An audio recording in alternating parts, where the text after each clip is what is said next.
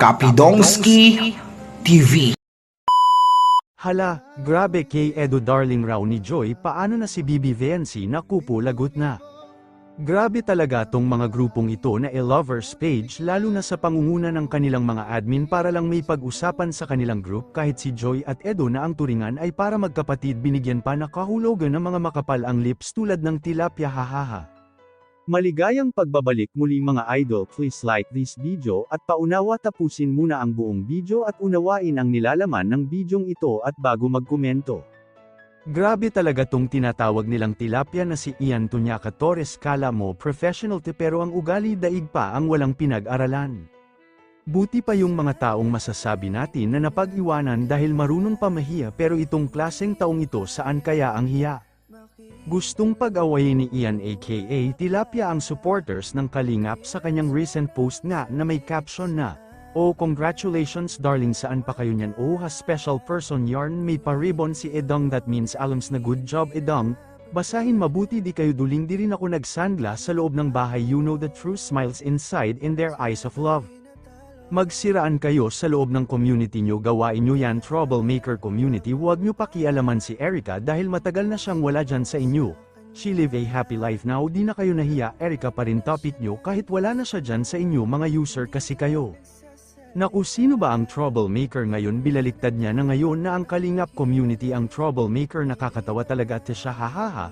At take note mga idol, Gina Panza na ina ni Erica, sinabihan si Edo at Joy na magkamukha na kupo, nakisali na rin ang ina ni Erica na si Gina Panza.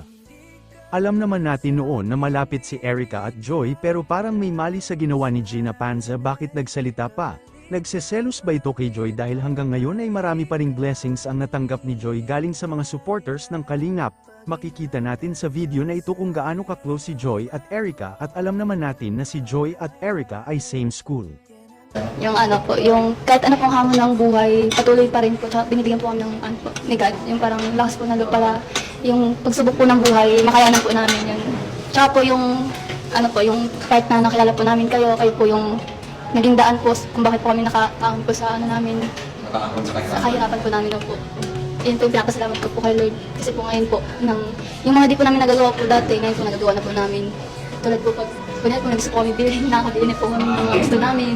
Kasi po dati hindi po namin yung mabili. Yung parang tinitingnan namin po namin, ang ganda naman niya. Gusto ko niya, kasi wala po talagang pambili. Kaya tingin-tingin namin. Ganun po.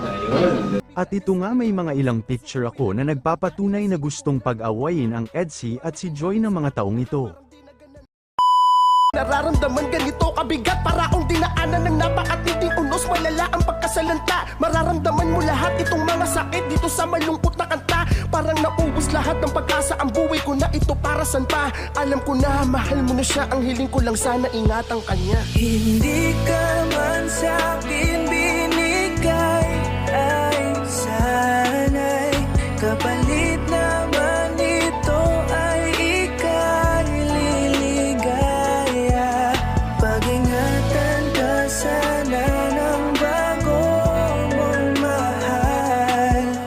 Yan ang araw-araw ko sa Diyos ay pinagdarasal.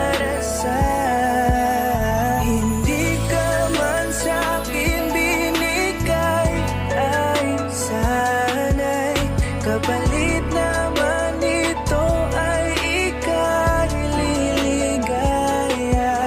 Pag-ingatan ka sana ng bago mong mahal. Yan